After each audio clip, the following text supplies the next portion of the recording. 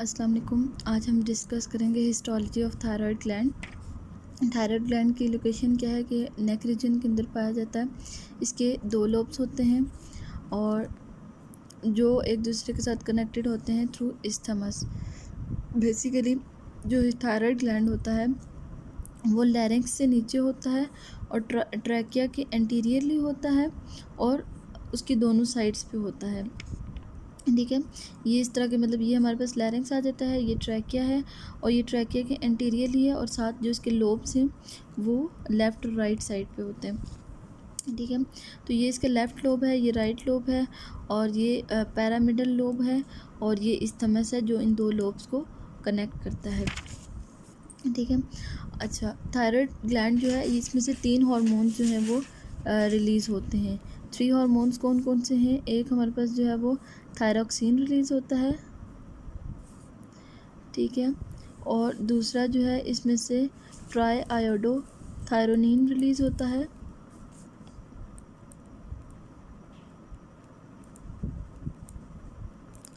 और तीसरा इसमें से जो है वो कैल्सीटोनिन रिलीज़ होता है।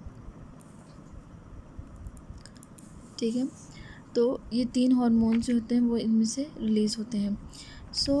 अगर हम हिस्टोलॉजिकल स्ट्रक्चर देखें तो सबसे पहले ये जो ग्लैंड होता है इसके इर्द गिर्द एक कैप्सूल होता है। ठीक है, कनेक्टिव टिश्यू कैप्सूल होता है जिसने इस पूरे ग्लैंड को सराउंड किया होता है।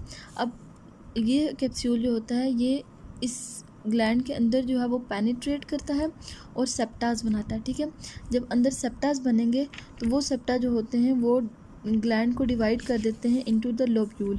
अब ये एक लोब्यूल है और ये दूसरा लोब्यूल है। इस तरह के मल्टीपल लोब्यूल जो हैं वो थायराइड ग्लैंड के अंदर होते हैं।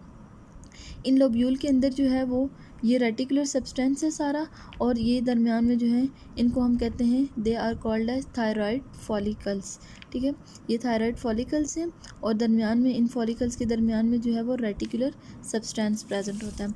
अब अगर हम इस लोब्यूल को देखें तो एक लोब्यूल को देखें तो एक लोब्यूल के अंदर डिफरेंट जो है वो फॉलिकल्स हैं।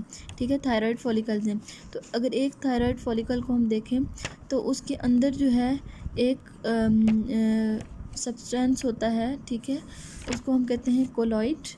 ठीक है, जो इसकी कैविटी होती है उसको हम कहते हैं कोलॉइड और जो इसकी सेल्स होते हैं जो उन्होंने इस कैविटी को लाइन किया होता है उनको हम कहते हैं they are called as follicular cell. और इन फॉलिकुलर सेल्स के दरमियान में एक और टाइप्स के सेल भी प्रेजेंट होते हैं जिनको हम कहते हैं they are called as parafollicular cells या सी सेल्स। ठीक है, सी सेल्स इसलिए इनको कहते हैं, सी सेल्स मीन क्लियर सेल्स। मतलब ये कि जब हम स्टेनिंग करते हैं माइक्रोस्कोप में इसको विजुअलाइज करने के लिए जब हम स्टेनिंग करते हैं तो ये जो पैराफॉलिकुलर सेल्स हैं इनकी स्टेनिंग नहीं होती, तो ये कोई भी स्टैन नहीं लेते, जिसकी वजह से इनको हम सी सेल्स या क्लियर सेल्स कहते हैं। ठीक है, तो ये जो हमारे पास फॉलिकुलर सेल्स होते हैं, फॉलिकुलर सेल्स जो होते हैं इनके अंदर 2 हार्मोन्स जो है वो प्रोड्यूस होते हैं, थायरॉक्सिन एंड ट्राई आयोडोथायरोनिन। और ये जो सी सेल्स होते हैं ये कैल्सीटोनिन प्रोड्यूस करते हैं। जो कैल्सीटोनिन होता है ये हमारे ब्लड कैल्शियम लेवल को रेगुलेट करता है। बेसिकली जब ब्लड कैल्शियम लेवल हाई हो जाता है तो कैल्सीटोनिन रिलीज़ होता है और कैल्सीटोनिन क्या करता है कि blood sugar level blood calcium level को जो है वो डिक्रीज़ करता है, लोअर करता है। ठीक है, और जो थायरॉक्सिन और ट्राईआयोडोथायरोनिन रिलीज़ होते हैं उनका इफेक्ट जो है वो बीएमआर, इनकी बेजल मेटाबॉलिक रेट अगर ये हार्मोन ज़्यादा प्रोड्यूस होंगे तो बीएमआर इंक्रीज़ होगा और अगर ये हार्मोन्स कम प्रोड्यूस होंगे तो बीएमआर जो है वो डिक्रीज़ हो जाता है। ठीक है, अब ये जो फॉलिकुलर सेल्स होते हैं इनके अंदर जो है इनकी फीचर्स ये हैं कि ये एब्जॉर्प्टिव भी होते हैं और सिक्रेटरी भी होते हैं। इनके अंदर जो है वो large number of rough endoplasmic reticulum होता है, गोल्गी एपरेटस होते हैं और हमें पता है कि ये दोनों ऑर्गेनेलीज जो हैं स्पेसिफिकली इंपॉर्टेंट है जो कि सिक्रेटरी सेल्स होते हैं जिनमें कोई ना कोई सिक्रीशन करनी होती है, क्योंकि हमें पता है कि गोल्गी एपरेटस में जो है वो सिक्रेटरी वेजिकल्स बनते हैं।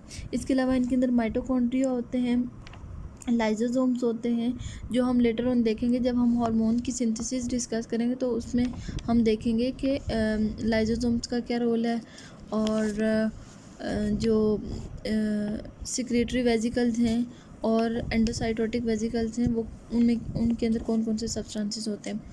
और बेसिकली फॉलिकुलर सेल्स जो हैं इनसे जब हार्मोन सिंथेसाइज होता है तो वो इस कोलॉइड के अंदर जो है वो स्टोर होता है।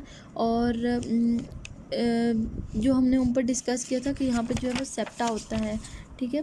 सेप्टा जो है वो इनको लोब्यूल के अंदर डिवाइड करता है। तो इस सेप्टा के थ्रू जो है वो ब्लड वेसल्स भी अंदर आ रही होती हैं, नर्व्स भी आ रही होती हैं और लिम्फेटिक वेसल्स भी अंदर आ रही होती हैं, ठीक है।